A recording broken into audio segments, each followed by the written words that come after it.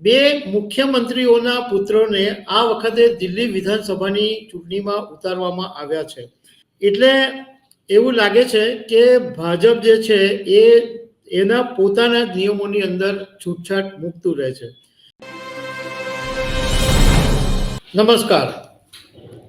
કોઈ પણ ચૂંટણી હોય ત્યારે ભાજપ હંમેશા પરિવાર વિરુદ્ધની વાતો કરતું હોય છે અને જે પાર્ટીઓ પરિવારના ઉમેદવારો ઉતારે એની સામે ભાજપ નિશાન સાધતું રહે છે.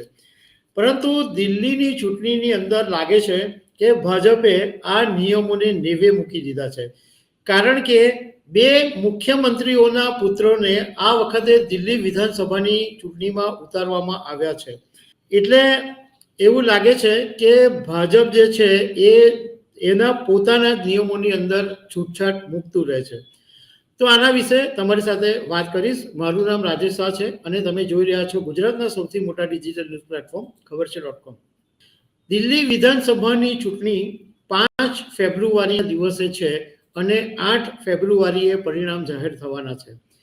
દિલ્હીની સત્તા કબજે કરવા માટે આ વખતે ત્રિકોણીય જંગ છે. આમ આદમી પાર્ટી, ભાજપ અને કોંગ્રેસ 3 આ વખતે મેદાનમાં છે. આમ તો છેલ્લા 10 વર્ષથી દિલ્હીની સત્તા છે એ આમ આદમી પાર્ટીના કેજરીવાલના હાથમાં છે, પરંતુ આ વખતે બધી પાર્ટીઓ એવી કોશિશ કરી રહી છે કે આમ આદમી પાર્ટીનો તખ્તો પલટાય અને ભાજપને પણ એવી લાડ પડે છે કે ભાજપની દિલ્હીની અંદર આ વખતે સત્તા મેળવે.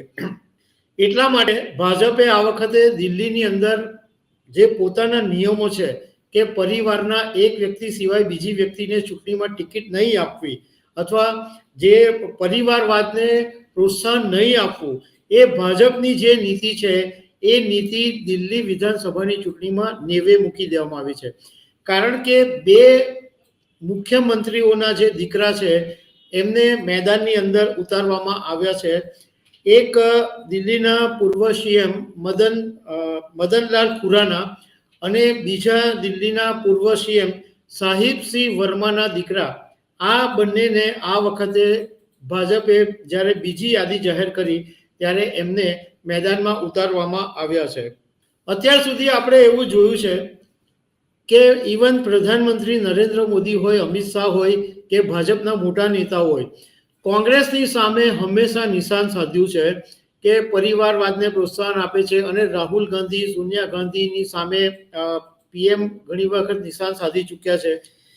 ઇવન ગાંધી પરિવાર માટે આ એક મુદ્દો છે એ દુખતી નસ જેવો છે, કારણ કે કોઈ પણ બધા જે છે એ આની પર પ્રહાર કરતા જ રહે છે, કારણ કે ગાંધી પરિવારના પ્રિયંકા, સોનિયા, રાહુલ બધા જ રાજકારણની અંદર છે.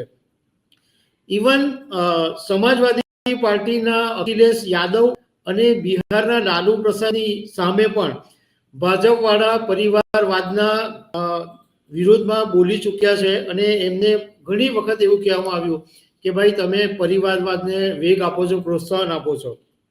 લોકસભા હોય, વિધાનસભાની ચૂંટણી હોય, દરેક વખતે ભાજપ આને શસ્ત્ર બનાવે છે અને જે પાર્ટી પરિવારવાદને પ્રોત્સાહન આપે છે એને બરાબર સપેટામાં લે છે અને એનો ફાયદો બી ભાજપને મળેલો છે. હવે આ વખતે દિલ્હી વિધાનસભા ચૂંટણીમાં ભાજપે બે સીએમના પુત્રોને કેમ ઉતાર્યા એ વાત સમજવા જેવી છે.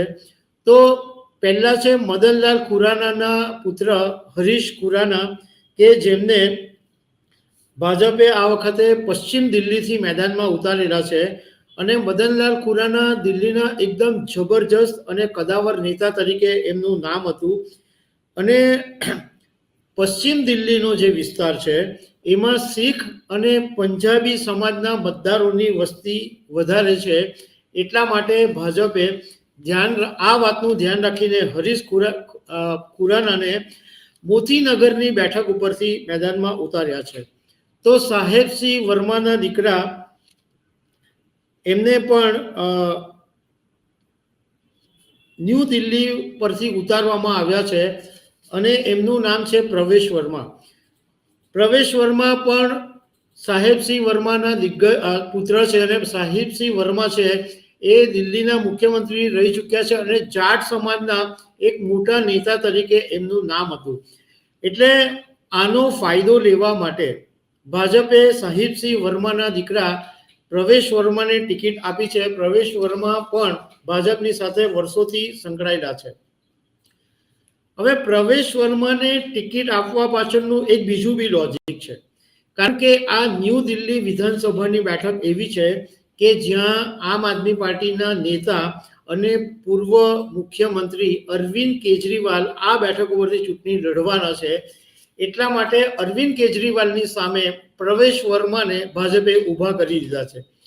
તો બીજી તરફ કોંગ્રેસે શીલા દીક્ષિતના પુત્ર સંદીપ દીક્ષિતને મેદાનમાં ઉતાર્યા છે કેજરીવાલની સામે. મતલબમાં આ જે ન્યૂ દિલ્હી વિધાનસભાની બેઠક છે એ બહુ ઇન્ટરેસ્ટિંગ બનવાની છે, કારણ કે અરવિંદ કેજરીવાલની સામે આ બે મોટા સીએમના પુત્રોને ઉતારવામાં આવ્યા, એટલે આ બેઠક ઉપર અરવિંદ કેજરીવાલને પણ ભારે પડી શકે એમ છે.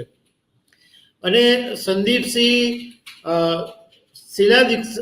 દીક્ષિત એટલે શીલા દીક્ષિતના જે દીકરા છે એમણે આગળ એવું બી કીધું છે કે એમણે 11 વર્ષ પછી એમની માતાની જે કારમી હાર થયેલી એનો બદલો લેવાની તક મળશે.